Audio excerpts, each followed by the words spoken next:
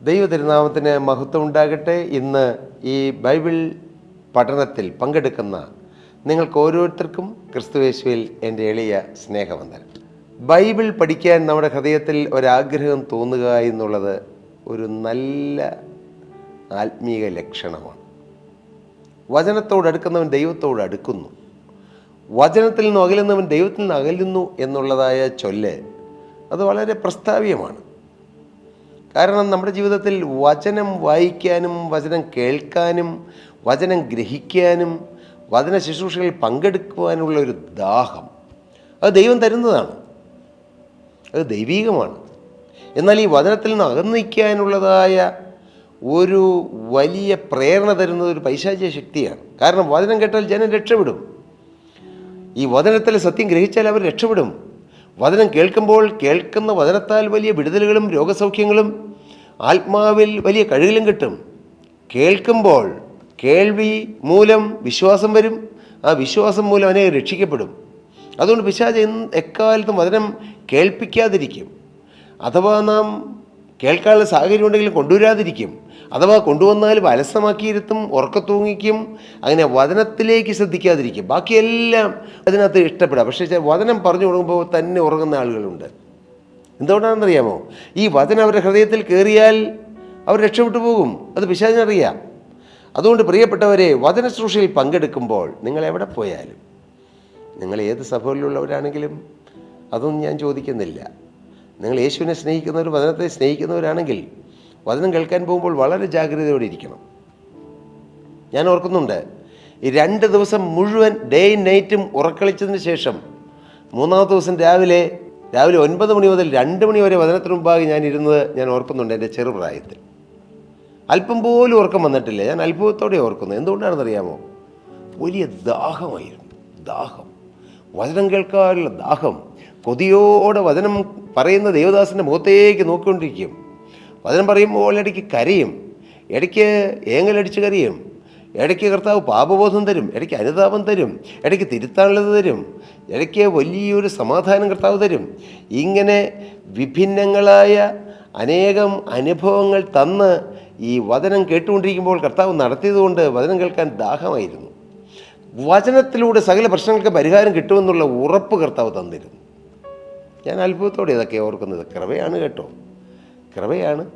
കാരണം അപ്പത്തിനായുള്ള വിശപ്പല്ല, വെള്ളത്തിനായുള്ള ദാഹമല്ല, യഹോവയുടെ വചനങ്ങളിലേക്ക് കേൾക്കേണ്ടതുള്ള ദാഹം തന്നെ ദേശത്തേക്ക് അയച്ചിരിക്കുന്നു. ഈ ഒരു ദാഹം കർത്താവ് തന്നാൽ അത് ഭാഗ്യമാണ്. അതുകൊണ്ടല്ലേ നമ്മുടെ കർത്താവ് പറഞ്ഞത്, ഉത്സവത്തിൻ്റെ മഹാദിനമായ ഒടുക്കത്തെ നാളിൽ യേശു നിന്നുകൊണ്ട് ദാഹിക്കുന്നവനെല്ലാം എൻ്റെ അടുക്കൽ ഒന്ന് കുടിക്കട്ടെ, എന്നിൽ വിശ്വസിക്കുന്നവൻ്റെ ഉള്ളിൽ നിന്ന് തിരുവെഴുത്ത് പറയുന്ന പോലെ ജീവജലത്തിൻ്റെ നദികൾ ഒഴുകപ്പെടും, പൊട്ടിപ്പുറപ്പെടും. സ്തോത്രം. ഈ വചനം നമ്മുടെ ഹൃദയത്തിൽ വന്നാൽ അതവിടെ നിൽക്കുകയില്ല. ഒരു നീരുറവയാണ് വചനം. ഈ വചനം പൊട്ടിപ്പുറപ്പെടും മറ്റുള്ളവരിലേക്ക്, ദേശങ്ങളിലേക്ക്, രാജ്യങ്ങളിലേക്ക്. അതുകൊണ്ട് ഈ ശുശ്രൂഷയിൽ പങ്കെടുക്കുന്ന നിങ്ങൾ അനുഗ്രഹിക്കപ്പെട്ടവരാണ്. നിങ്ങൾ മറ്റുള്ളവർക്കും ഈ യൂട്യൂബ് ചാനൽ അയച്ചു കൊടുക്കൂ, അവരും അനുഗ്രഹിക്കപ്പെടട്ടെ. മറ്റു വേറൊരു ഉദ്ദേശവുമില്ല. സ്തോത്രം. നാം പഠിച്ചു വന്ന വിഷയം, ചിന്തിച്ചു വന്ന വിഷയം പരിശുദ്ധാത്മാവ് എന്ന വിഷയമാണ്. നാളുകളായി ചിന്തിച്ചു, 1 വർഷത്തിലേറെയായി, 1.25 വർഷമാകാൻ പോകുന്നു. പക്ഷേ ഇനിയും കൊണ്ട് ഒത്തിരി ചിന്തിക്കാം. പരിശുദ്ധാത്മാവ് ഇന്ന് ഏതാണ്ട് 20-ാമത്തെ എപ്പിസോഡാണല്ലോ നാം കേട്ടുകൊണ്ടിരിക്കുന്നത്. ഇന്നത്തെ ചിന്തയ്ക്ക് ആസ്പദമായി നമുക്ക് വായിക്കാം യെശയ്യാപ്രവാചകന്റെ പുസ്തകം 34-ാം അധ്യായം, അതിൻ്റെ 16-ാമത്തെ വാക്യം.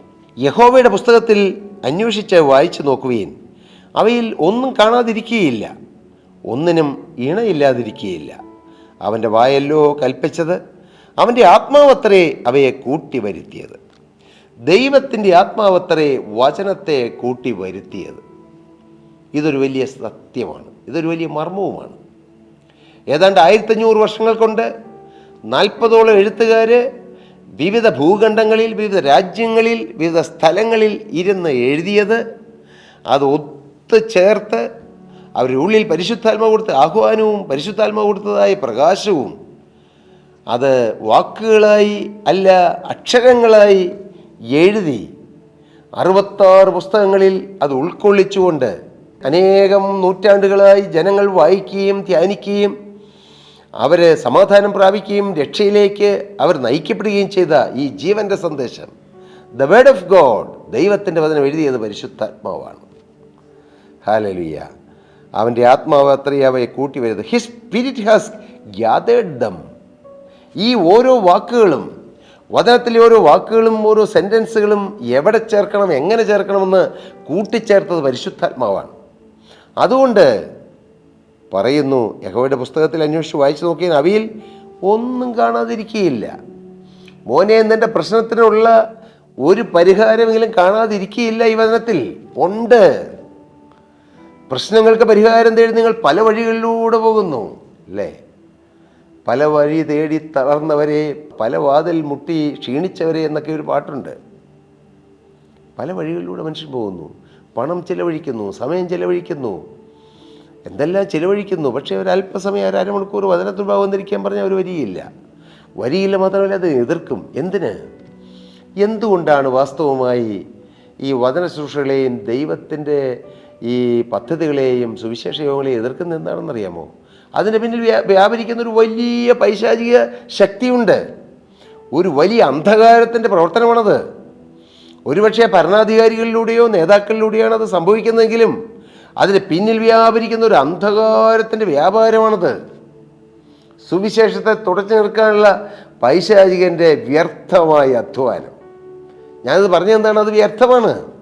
ഈ ബൈബിൾ തുടച്ചു നിൽക്കാൻ ഒരു ഭരണാധികാരികൾക്കും കഴിയുകയില്ല. വെറുതെ വെല്ലുവിളിച്ച് നോക്കണ്ട. ഒത്തിരി പേര് വെല്ലുവിളിച്ചിട്ടുണ്ട് ഈ ബൈബിൾ തുടച്ചു നിൽക്കാൻ, പക്ഷെ നടന്നിട്ടില്ല. അവർ തോറ്റിട്ടേ ഉള്ളൂ. അതാണ് ബൈബിളിൻ്റെ ശക്തി, അതാണ് വചനത്തിൻ്റെ ശക്തി. കാരണം എന്ത്? പരിശുദ്ധാത്മാവാണ് അത് കൂട്ടിച്ചേർത്തത്. പരിശുദ്ധാത്മാവാണ് അത് കൂട്ടിവരുത്തിയത്. അതുകൊണ്ട് യഹോവയുടെ പുസ്തകത്തിൽ അന്വേഷിച്ച് വായിച്ചു നോക്കുകയും അവയിൽ ഒന്നും കാണാതിരിക്കുകയില്ല, ഒന്നിനും ഇണയില്ലാതിരിക്കുകയില്ല.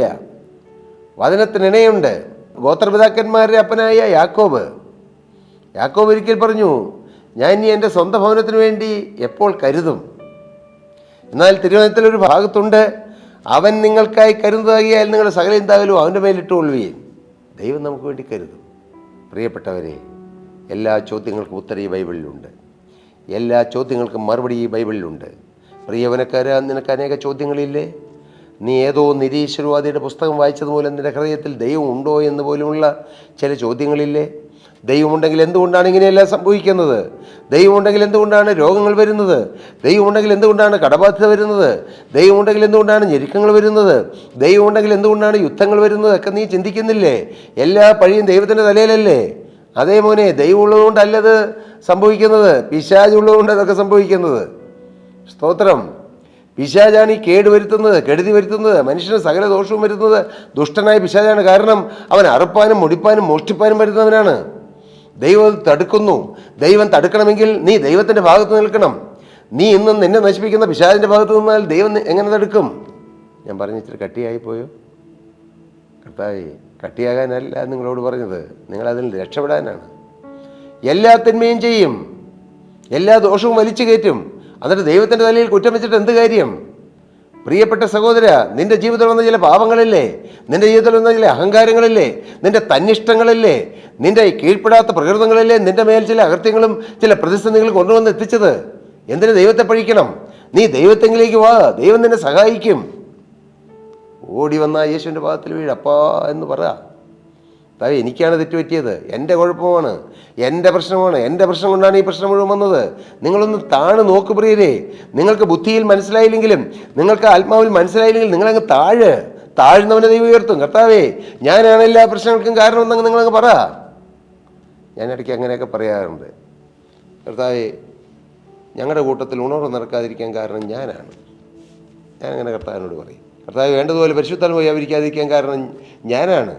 അങ്ങനെ സ്വന്തം ജീവിതത്തിൽ മറ്റാരുടെയും കുറ്റം കാണാതെ, മറ്റാരുടെയും തെറ്റ് കാണാതെ, മറ്റാരുടെയും കുറ്റങ്ങളിലേക്ക് വിരൽ ചൂണ്ടാതെ നാം നമ്മുടെ തെറ്റുകളും നമ്മുടെ കുറ്റങ്ങളും മാത്രം കണ്ടെത്തുന്നവരാകണം. അതാണ് വചനത്തിൻ്റെ പ്രകാശം. ജീവനുള്ള ദൈവത്തിൻ്റെ വചനം നാം ശ്രദ്ധിച്ചുകൊണ്ടിരിക്കുമ്പോൾ, ജീവനുള്ള ദൈവത്തിൻ്റെ വചനം നാം ഹൃദയത്തിൽ സ്വീകരിക്കുമ്പോൾ നമ്മുടെ ഉള്ളിൽ വെളിച്ചമാകുന്ന വചനം പ്രവേശിക്കുകയും, ഹല്ലേലൂയ, അതുമൂലം നമ്മുടെ ഹൃദയത്തിൽ പ്രകാശമുണ്ടാകുകയും ചെയ്യും. ആ പ്രകാശം ഉണ്ടാകുമ്പോഴാണ് ഞാനാണ് എല്ലാ പ്രശ്നങ്ങൾക്കും കാരണക്കാരനെന്ന് നാം പറയും, നാം സമ്മതിക്കും. ഇല്ലെങ്കിൽ വിരൽ ഭാര്യയാണ് നേരെ ചൂണ്ടും, ഭർത്താവിൻ്റെ നേരെ കൊണ്ടും ഈ മനുഷ്യൻ ഒരാൾ കാരണമാണ് ഈ പ്രശ്നം മുഴുവൻ ഉണ്ടായതെന്ന് പറയും, ഈ മക്കൾ കാരണമാണ് പ്രശ്നം എന്ന് പറയും, ഈ സഭയിലുള്ളവർ കാരണമാണെന്ന് പറയും, ഈ ഉദ്യോഗസ്ഥൻ കാരണമാണെന്ന് പറയും, ഈ മേലുദ്യോഗസ്ഥൻ കാരണമാണെന്ന് പറയും, ഈ സബോർഡിനേറ്റ് കാരണമാണെന്ന് പറയും. എൻ്റെ പ്രിയരെ, ദൈവം വെളിച്ചം തരുമ്പോൾ നമുക്ക് മനസ്സിലാകുന്നൊരു കാര്യമാണ്, ഞാനാണ് എല്ലാത്തിനും കാരണം. എൻ്റെ കുഴപ്പമാണ്, എൻ്റെ പ്രശ്നമാണ്, എൻ്റെ പ്രാർത്ഥനക്കുറവാണ്, എൻ്റെ ആത്മാവിന് കീഴടങ്ങാത്ത ചില പ്രകൃതങ്ങളാണ്, പരിശുദ്ധാത്മാവിൻ്റെ വഴിയോട് ചേരാത്ത ചില അഹങ്കാരങ്ങളാണ്, സ്വയമാണ്, എൻ്റെ പാപപ്രകൃതമാണ് ഇതിന് കാരണം. ഇത് കണ്ടെത്തണം പ്രിയരെ. അല്ലാണ്ട് തികഞ്ഞങ്ങ് കയറിയിരുന്നാലും ദൈവത്തിൻ്റെ മുഖം തിരികെയില്ല. ഹല്ലേലൂയ. ജീവനുള്ള ദൈവത്തിൻ്റെ സന്നിധിയിൽ നാം നമ്മെ തന്നെ താഴ്ത്തുക. നിങ്ങളുടെ ജീവിതത്തിൽ അനേക പ്രശ്നങ്ങളും പ്രതിസന്ധികളും ഉണ്ടെങ്കിൽ, നിങ്ങളുടെ ജീവിതത്തിൽ പ്രശ്നങ്ങൾക്ക് പരിഹാരം ലഭിക്കണമെങ്കിൽ ഒന്നേ ഉള്ളൂ, എല്ലാ പ്രശ്നങ്ങൾക്കും പരിഹാരം തരും.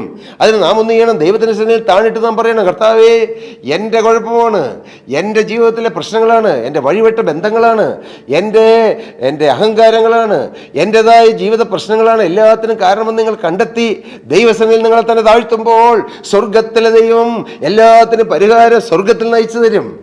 ഇത് അനേക കാര്യങ്ങളുടെ അനുഭവമാണ്. ആരെല്ലാം തങ്ങളെ തന്നെ താഴ്ത്തിയിട്ടുണ്ടോ അവർക്ക് പരിഹാരം കിട്ടിയിട്ടുണ്ട്. അതുകൊണ്ടാണ് ദിനവൃത്താന്ത പുസ്തകങ്ങളിൽ എഴുതിയിരിക്കുന്നത്, എൻ്റെ നാമം വിളിക്കപ്പെട്ടിരിക്കുന്ന എൻ്റെ ജനം തങ്ങളെ തന്നെ താഴ്ത്തി പ്രാർത്ഥിച്ച് എൻ്റെ മുഖമന്വേഷിച്ച് തങ്ങളുടെ ദുർമാർഗങ്ങളെ വിട്ട് തിരിയുമെങ്കിൽ ഞാൻ സ്വർഗത്തിൽ നിന്ന് കേട്ട് അവരുടെ പാപം ക്ഷമിച്ച് അവരുടെ ദേശത്തിന് സൗഖ്യം കൊടുക്കും. മോനെ, നിനക്ക് മാത്രമല്ല, എന്നിട്ട് ദേശത്തിന് സൗഖ്യം കൊടുക്കാൻ ദൈവത്തിന് ആഗ്രഹമുണ്ട്. പക്ഷെ നീ ഒരാൾ തിരിയണം. ഹല്ലേലൂയ. മോളെ, നീ ഒരാൾ നിന്റെ കുടുംബത്തിൽ തിരിഞ്ഞാൽ നിന്റെ ഭർത്താവും നിന്റെ മക്കളും മനസ്സന്തരപ്പെടും. ആ ഒരാൾ ഞാനെന്ന് ചിന്തിച്ച് നിങ്ങൾക്ക് തിരിയാമോ? നിനക്കൊരാൾക്ക് നിന്റെ ദേശത്തിൽ, നിന്റെ ഭവനത്തിൽ, നിന്റെ സ്ഥാപനത്തിൽ, നിന്റെ ചർച്ചിൽ, നിന്റെ കൂട്ടായ്മയിൽ ഒരാളായി നിൽക്കാമോ? കർത്താവേ, ഞാനൊരാൾ നിന്നുകൊള്ളാം, ഞാനൊരാൾ തിരുത്തിക്കൊള്ളാം, ഞാനൊരാൾ താഴ്ന്നുകൊള്ളാം, ഞാനൊരാൾ കർത്താവേ അവിടുത്തെ ഭാവത്തോടെ നിന്നുകൊള്ളാം, ഞാനൊരാൾ ദൈവവേലയ്ക്ക് ഓടിക്കൊള്ളാം, ഞാനൊരാൾ എന്നെ പറ്റുന്നതിൽ ഉപരിയായി ഞാൻ അധ്വാനിച്ചുകൊള്ളാം. മറ്റാരും ചെയ്തില്ലയോ എന്നല്ല, ഞാൻ ചെയ്തുകൊള്ളാം കർത്താവേ. പലരും ഉത്തരവാദിത്തങ്ങൾ ചെയ്തില്ലെങ്കിലും സാരമില്ല, അവരെ പഴിക്കണ്ട കർത്താവേ, ഞാൻ ചെയ്തുകൊള്ളാം. ഞാൻ അടുത്ത ദിവസം ഒരാളോട് പറഞ്ഞു, ചർച്ചിൽ ഇന്നയാൾ ഇന്ന കാര്യം ചെയ്തില്ല എന്ന് ചിന്തിക്കണ്ട, അത് നമുക്ക് കിട്ടുന്ന വലിയൊരു ചാൻസായിട്ട് എണ്ണിക്കൊള്ളണം. എന്താ പറഞ്ഞത്? നിങ്ങൾക്ക് മനസ്സിലായോ? ഈ ഭൂമിയിൽ യേശുക്രിസ്തുവിൻ്റെ വേല ചെയ്യാൻ ലഭിക്കുന്ന ഓരോ അവസരങ്ങളും മടുപ്പോടെയല്ല, സന്തോഷത്തോടെ ചെയ്യണം. സന്തോഷത്തോടെ ചെയ്യണം. ആത്മീയമായും ഭൗതികമായും അനുഗ്രഹിക്കപ്പെടും. ഒരാൾ ഒരു കാര്യം ചെയ്തില്ല, അവരോട് പരിവഹിക്കേണ്ട. ഇന്നയാൾ ഇന്നത് ചെയ്തില്ല, ഇന്നയാൾ അത് ചെയ്തില്ല, ഓർത്തോളണം, എനിക്ക് പുതിയ ചാൻസ് കിട്ടി, ചാടി ചെയ്തോളണം. അങ്ങനെ ഒരു മനസ്സുണ്ടെങ്കിൽ ഉണ്ടല്ലോ, സ്വർഗത്തിലെ ദൈവം നിങ്ങളുടെ കാര്യം വരുമ്പോൾ കർത്താവ് കൈ നീട്ടും, പെട്ടെന്ന് കൈ നീട്ടും. സ്തോത്രം. മോനെ, നിന്റെ കാര്യത്തിൽ കർത്താവ് പെട്ടെന്ന് കൈ നീട്ടില്ലെങ്കിൽ നീ ചിന്തിച്ചോളാം, നീ ദൈവവേലയ്ക്ക് വേണ്ടി എത്രത്തോളം കൈ നീട്ടുന്നുണ്ട്, നീ എത്രത്തോളം ഉത്സാഹിക്കുന്നുണ്ട്, നീ എത്രത്തോളം ഉത്തരവാദിത്തങ്ങൾ ചെയ്യുന്നുണ്ട്. നീ ഉത്തരവാദിത്തമല്ല ചെയ്യേണ്ടത്, അതിൽ കൂടുതൽ ചെയ്യണം. ഞങ്ങൾ സാധാരണ ബിസിനസ്സിൽ പറയാറുണ്ട്, അവനവനെ ഏൽപ്പിച്ചേക്കണം ഉത്തരവാദിത്തം ചെയ്യുന്ന വലിയ കാര്യങ്ങളൊന്നുമില്ല, അത് ശമ്പളം കിട്ടുന്നുണ്ട്, ഇല്ലേ? ഞങ്ങൾ പറയാറുണ്ട്, ബിസിനസ്സിൽ പറയാറുണ്ട്, അവനവന് ഏൽപ്പിച്ച കാര്യം ഞാൻ ഭംഗിയായി ചെയ്തു എന്ന് പറഞ്ഞാൽ പ്രത്യേകിച്ച് ക്രെഡിറ്റൊന്നുമില്ല, അതിന് പ്രതിഫലമുണ്ട്. പക്ഷേ പ്രതിഫലം കിട്ടാത്തൊരു കാര്യത്തിന് വേണ്ടി എന്നെ അത് ഏൽപ്പിച്ചിരിക്കുന്നു എന്ന ഉത്തരവാദിത്വത്തോടെ ദൈവത്തിൻ്റെ വില ചെയ്യുക. പൈസ കിട്ടിയിട്ടല്ല, ശമ്പളം കിട്ടിയിട്ടല്ല, വേറെ ആരും തന്നിട്ടല്ല. എൻ്റെ കർത്താവിൻ്റെ വേല ചെയ്യേണ്ടത് എൻ്റെ ഉത്തരവാദിത്തമാണ്, എൻ്റെ കടപ്പാടാണ്, എൻ്റെ കടമയാണ്. എൻ്റെ കർത്താവ് കാൽവറിയിൽ രക്തം ചിന്തി എന്നെ വീണ്ടെടുത്തത് കർത്താവിന് സാക്ഷിയാകാനാണ്. ഞാൻ ഓടണം, ഞാൻ അധ്വാനിക്കണം, ഞാൻ അവന് വേണ്ടി ഉറക്കളിക്കണം, ഞാൻ അവന് വേണ്ടി എൻ്റെ ആയുസ് ചെലവഴിക്കണം, എൻ്റെ ആരോഗ്യം ചെലവഴിക്കണം. ക്ഷീണമാണെങ്കിലും എഴുന്നേറ്റ് ഓടാൻ തോന്നണം. അങ്ങനെ തോന്നുമ്പോൾ മോനെ, നിൻ്റെ കാര്യം വന്നാൽ കർത്താവ് അവിടെ ഇരിക്കുമെന്നാണോ നീ വിചാരിച്ചത്? നിൻ്റെ കാര്യം വരുമ്പോൾ കർത്താവ് ഇറങ്ങി ഓടി വരും. സ്തോത്രം. കർത്താവ് നിങ്ങളെ അനുഗ്രഹിക്കട്ടെ എന്നാണ് എൻ്റെ പ്രാർത്ഥന. നിങ്ങളുടെ ഹൃദയത്തിലേക്ക് വെളിച്ചം വീശട്ടെ എന്നാണ് എൻ്റെ പ്രാർത്ഥന. ഹല്ലേലൂയ. ദൈവത്തിൻ്റെ വചനം, ദ വേർഡ് ഓഫ് ഗോഡ്, ആ വചനം ശക്തിയുള്ളതും, ആ വചനം തേജസ്സേറിയതും, ആ വചനം മനുഷ്യജീവിതത്തിൽ രൂപാന്തരം തരുന്നതും, ആ വചനം മനുഷ്യജീവിതത്തെ മാറ്റിമറിക്കുന്നതുമാണ്. ഹല്ലേലൂയ. ഈ വചനം, ആ വചനത്തിലൊന്നും കാണാതിരിക്കുകയില്ല. നിങ്ങൾ അങ്ങോട്ടും ഇങ്ങോട്ടും തെക്കോട്ടും വടക്കോട്ടും ഓടി നിങ്ങളുടെ ജീവിതം നഷ്ടപ്പെടുത്തണ്ട. ഈ വചനവുമായി ഇരിക്കൂ, നിങ്ങൾ പ്രാർത്ഥിക്കൂ, വചനം കേൾക്കാൻ വരൂ, വചനത്തിന് മുമ്പിൽ നിങ്ങളെ തന്നെ താഴ്ത്തൂ. എങ്കിൽ ദൈവം നിങ്ങളെ ഉയർത്തും, ദൈവം നിങ്ങളെ അനുഗ്രഹിക്കും, ദൈവം സകല പ്രശ്നങ്ങൾക്കും പരിഹാരം തരും. ഇന്നത്തെ ഈ ബൈബിൾ ക്ലാസ് ഞാൻ നിർത്താനായി ശ്രമിക്കട്ടെ. ഈ ബൈബിൾ ക്ലാസ്സിലൂടെ നിങ്ങൾക്ക് എന്ത് കിട്ടി പ്രിയരെ? ദൈവത്തിൻ്റെ പരിശുദ്ധാത്മാവ്, his spirit has gathered dum. ഈ വചനം കൂട്ടിയോജിപ്പിച്ചത് പരിശുദ്ധാത്മാവാണ്. ഈ വചനം എഴുതാൻ പ്രബോധനം കൊടുത്തത് പരിശുദ്ധാത്മാവാണ്. 40 പേര് വിവിധ ഭൂഖണ്ഡങ്ങളിൽ വിവിധ രാജ്യങ്ങളിൽ എഴുതിയതായി ഈ തിരുവചനം അത് ഒന്നിപ്പിച്ച് ചേർത്തത് പരിശുദ്ധാത്മാവാണ്. ഏതാണ്ട് 1500 വർഷങ്ങൾ കൊണ്ട് എഴുതിയതായ ഈ ബൈബിൾ 66 പുസ്തകമാക്കി തീർത്തത് പരിശുദ്ധാത്മാവാണ്. പരിശുദ്ധാത്മാവാണ് ഓരോ അക്ഷരത്തിലൂടെയും വ്യാപരിക്കുന്നത്. ഈ പരിശുദ്ധാത്മാവ് നിങ്ങൾക്ക് വെളിച്ചം തരും, നിങ്ങൾക്ക് പ്രകാശം തരും, നിങ്ങൾക്ക് ചൈതന്യം തരും, നിങ്ങളെ സകല സത്യത്തിൽ വഴി നടത്തി അനുഗ്രഹകരമായ പാതയിലൂടെ ദൈവം നിങ്ങളെ നയിക്കും, നടത്തും. ഈ വചനത്തിന് മുമ്പാകെ നിങ്ങളെ തന്നെ താഴ്ത്തൂ, വചനത്തിന് മുമ്പാകെ നിങ്ങളെ തന്നെ എളിമപ്പെടുത്തൂ. വചനം കേൾക്കാൻ ദാഹത്തോടെ ഓടി വരൂ. എൻ്റെ കർത്താവേ, നിൻ്റെ വചനം എൻ്റെ ഹൃദയത്തിലേക്ക് പകരണമേ, നിൻ്റെ വചനം എൻ്റെ മേൽ ഒഴുക്കണമേ, നിൻ്റെ വചനത്താൽ എന്നെ നിറയ്ക്കണമേ, നിൻ്റെ വചനത്താൽ എന്നെ അഭിഷേകം ചെയ്യണമേ, നിൻ്റെ വചനത്താൽ എന്നെ അനുഗ്രഹിക്കണമേ, നിൻ്റെ വചനത്താൽ എൻ്റെ ബന്ധനങ്ങൾ അഴിച്ചു മാറ്റണമേ, വചനത്താൽ സ്വർഗീയ പ്രകാശം എൻ്റെ മേൽ പകരണമേ. നിങ്ങൾ പ്രാർത്ഥിച്ചുകൊണ്ട് ദൈവകരങ്ങളിലേക്ക് നിങ്ങളുടെ ജീവിതം കൊടുത്താൽ നിങ്ങളുടെ ജീവിതം ധന്യമാകും, നിങ്ങൾ അനുഗ്രഹിക്കപ്പെടും.